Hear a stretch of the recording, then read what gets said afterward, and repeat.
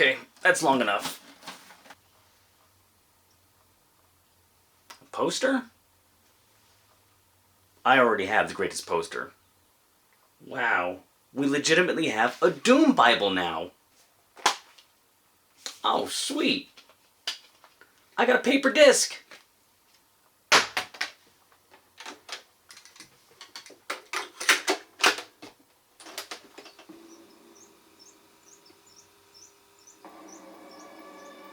Whoa, legit! Alright, I think it's time to play the game. Following the Doom mold, this second Doom has Hell on Earth. Oh, hold up. How did Hell get there? And how long has it been there? The Doomslayer is actually above the Earth in the Fortress of Doom. Why would it be called anything else? And who built this? And how did he get there? Last we saw, the Slayer was imprisoned by Samuel Hayden after losing the Crucible. Rest assured that none of these questions are answered. The Slayer beams down to Earth and we're hunting Hell Priest. Again, not told how or why, but Hell seems bad, so that's reason enough. Of course, the assumption is we're just gonna copy-paste the original Doom 2 and fight Hell on Earth all throughout. Yeah, we're there from time to time. It's hard to tell if we are in downtown, the suburbs, or the industrial zone. It can skate past that potential criticism unscathed. Then some dimensions are explored.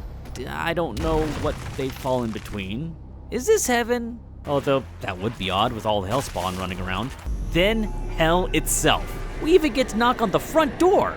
Oh, so we are getting a guided tour of Hell that a certain other DOS landing screen promised. Doom Eternal shows that id Software is banging on all cylinders. It is evident they spent the 4 years actually working on the game, instead of the old id, which would have had Carmack push the game back because he's trying to make the holodeck. Don't take it the wrong way because the game does look great. And if you disagree, then, heck, you're watching a really old video.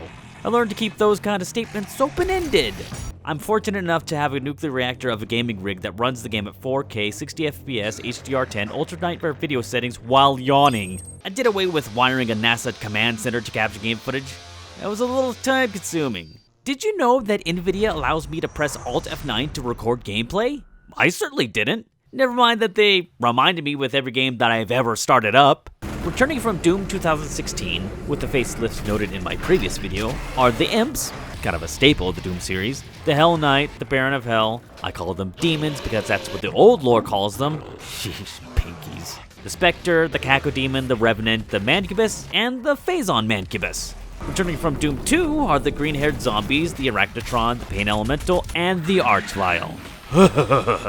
There are some new enemies, including some of the original bosses, although that Doom Hunter looks like he was pulled from Duke Nukem. One of the keys to Doom is hellish monsters, and Doom Eternal continues this tradition triumphantly. Particularly interesting in this Doom are, actual cutscenes. In the 2016 Friend, you get a little of Samuel Hayden talking to you or introducing a new menace, but this is real third-person storytelling, character interactions, and scowly faces. On top of all this, the Slayer talked! It was only a few mumbling sentences in a recollection, but hey, it wasn't a smarmy Nolan North. If a Doom guy talks, so many other franchises have no excuse to have a silent main guy. Do it. Do it. Did it. Wish they didn't. Now, as we turn our gaze to gameplay, we can begin to see teensy-weensy, just little, glaring problems. Let me start with platforming. It would appear that id wanted to make Metroid Prime. You see it? Maybe closer to Metroid Prime 2 Echoes with all those increased cinematics. But platforming rarely works in first-person shooters. Doom 2016 was okay because it was just a double jump and the targets were simple. But now we're expected to forward boost, chain jumps, and grab boost in midair. Not to mention, everything is on fire, so I can't see where I'm going and it creates frustration levels only previously achieved by... I'm not going to say Metroid Prime 2 Echoes because I've already used Metroid Prime 2 Echoes the last 2 times I did this, so... just hold on, I'll think of one. Okay, fine, Metroid Prime 2 Echoes with the camera glitches and clips behind the environment while trying to do trick spider ball drops during a live broadcast. Oh, but it gets worse. Guns. You like guns, right? Well, it's hard to like them in Doom Eternal. The guys at id tried to get cleverer and only assign certain drops to certain actions. Glory kills drop health, fire drops armor, chainsaw drops ammunition. Sounds cool, right? No! That completely destroys the fabric of push-forward combat. Okay, you're shooting an Arachnotron and you run out of bullets, and you will because all ammo capacity has been severely reduced. Now you have to turn around and find one of the shit-kicker enemies to chainsaw. Okay, you got the ammo. Maybe proceed with combat? Oh, you kept going because you don't have to stop. And game design denotes that low-level spawn have to be on the battlefield while you're fighting high-tier enemies because it's the only way to replenish ammo. Flame belts? Forget about that. Just another opportunity to get shot in the back and sides. And since the chainsaw is in constant use for the basic need of every shooter, you can never save up fuel or strategize when to utilize it. These issues came to an impasse later in the game when they started recycling bosses. Wait, I barely beat the Marauder in the boss setting. Now he fights among the common enemies? That should stay in Mega Man games. Right around the third Marauder, I couldn't do it anymore. I quit. I'm not calling it impossible. You say that too many times and you'll lose credibility as a gamer and entertainer. Lest we not forget that I beat Metroid Prime 2 Echoes on the GameCube. What I am saying is, I had a short fuse on this one. The Doom Studio messed up Doom, and I'm not having fun.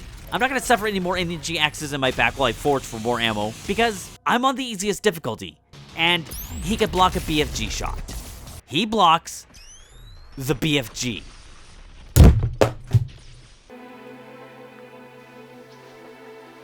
You are the chosen one! Who has said you destroy Halo clones, not become just as repetitive? Bring action back to shooters, not constantly turning around.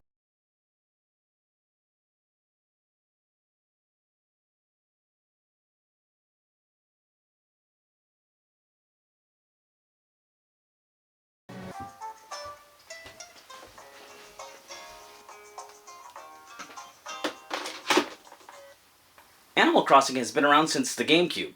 In fact, I think I might have a story about it. Remember that friend who had a dent in Girl Scout cookies? Of course you do. A punchline like that is too good to be made up. Well, years after that incident, in the GameCube era, he was visiting family in the Willamette Valley and he witnessed Animal Crossing. Upon his return, he bought a GameCube and Animal Crossing within a week. You hear me? He bought a GameCube just for Animal Crossing. He forwent the dream of owning a PlayStation 2 to play Grand Theft Auto and instead bought a GameCube for Animal Crossing. Not Metroid Prime, not Super Mario Sunshine or Star Fox Adventure, not Super Smash Bros. Melee, Pikmin, Wind Waker, Resident Evil, Rogue Squadron, Eternal Darkness, or Tales of Symphonia. He bought Animal Crossing. Now, Animal Crossing is a proven franchise appearing on every console and handheld since. That is, if you include Amiibo Festival, but who does? Sarah is on board with the franchise because she discovered Pocket Camp. Damn, level 137? So of course we bought New Horizons at launch for Sarah to go nuts with. At this point, I still don't know what the games are about or even what the appeal is. So I had to ask her the burning question. What would you say you do in this game?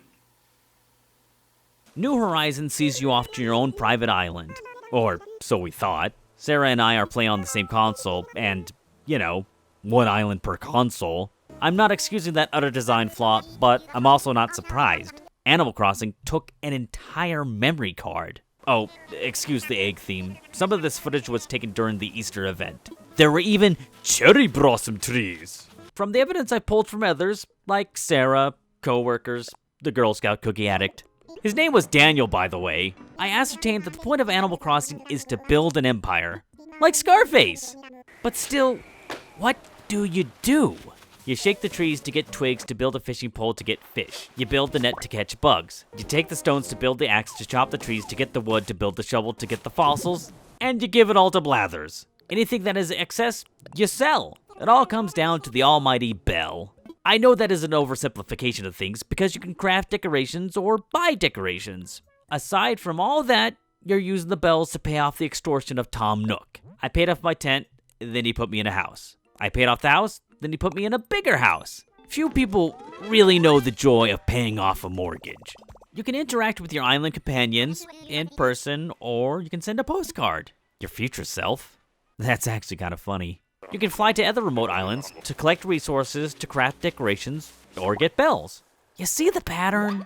Every bell I ever made went to Tom Nook's pocket. But as for decorations, just take a look at my house. Notice the conspicuous outline of my things? Yeah. That's where I initially put things when I landed on the island. How do I get to the end? That's not a thing? I just decorate an ever-expanding house sold to me by a criminal? Pardon me, but I don't give two shits about arranging virtual stuff. I lived in my real house almost 11 years before installing central air. But I want it to be known that I don't dislike the game and certainly won't argue with anybody who enjoys it. I don't think I've ever encountered such a positive game before. Would you rather be arranging a couch in a house you designed, or feel like dog shit because you're playing in a never-ending apocalypse? The world is full of icky feelings that impose upon you outside of your control. Why volunteer to invoke negative emotions? Just Animal Crossing and chill. I'm gonna have to leave it at that because I have unfinished business elsewhere.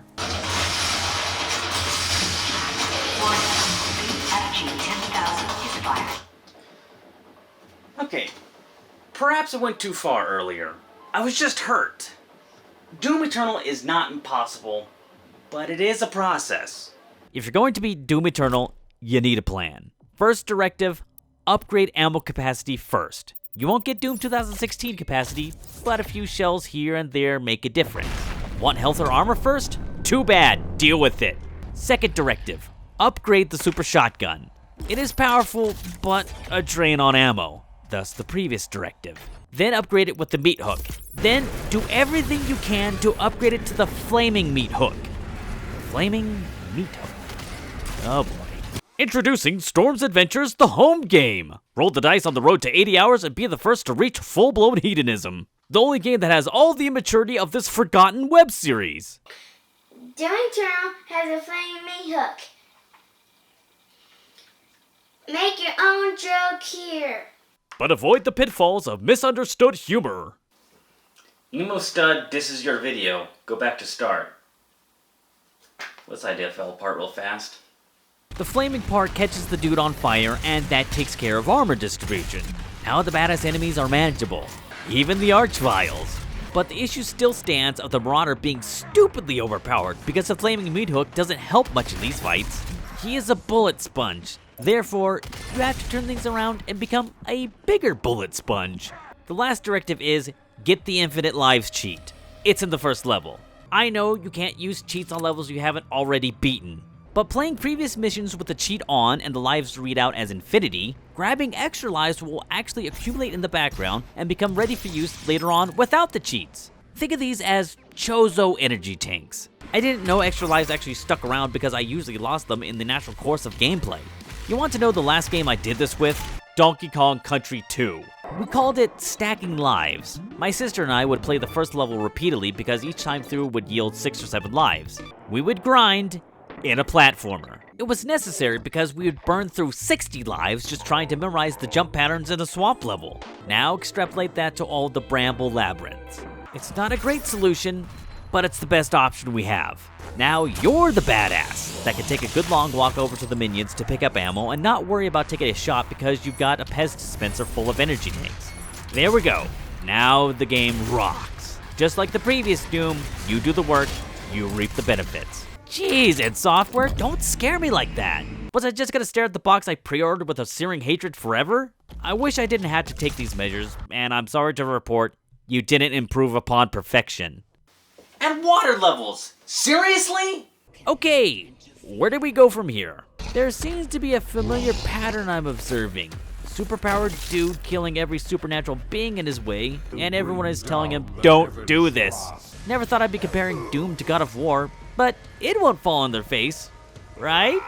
I hope nobody came by looking for an opinion on battle mode. I lost every match I was in. Every match. As you can tell, I was only marginally better in single player. But there is hope for everyone. If a schlub like me can get the Unmaker, so can you. Oh, speaking of the Unmaker, Doom 64 on PC! First announced on the Switch, then every system when Doom Eternal was delayed, Doom 64 was made a pre-order incentive. Well, cool, but is that really an incentive? Terrible sound, uninteresting game design, can't see shit, Captain. Okay, yes, let's just acknowledge that playing on the PC is much more enjoyable than on the Nintendo 64. That's just kind of incidental of playing with mouse and keyboard. Whoa, turn down the mouse sensitivity. I'm gonna be sick. And nice that they brought up the brightness on their end, so I don't have to, and turn all the true blacks into gray. It's also nice you can play without filtering, so you don't have to tolerate the Nintendo 64 style of anti-aliasing. But this is kind of like my mistake of buying Binding of Isaac for the Switch, thinking, oh, this is the perfect travel type game. Then I pop it in and realize, oh no, I'm still playing Binding of Isaac. The only real method to improve Doom 64 is to just not play it. Much props to the studio that did the port. You were able to create a game that is just as unlikable as I remember. Hey, could you imagine if Nolan North was the voice of Doomslayer? Yeah, what would that be like? Hey, rip and tear until it's done. Whoa, is that the icon of sin? Holy crap!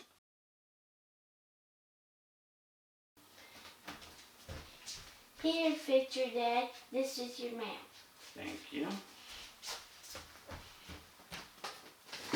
I'm working on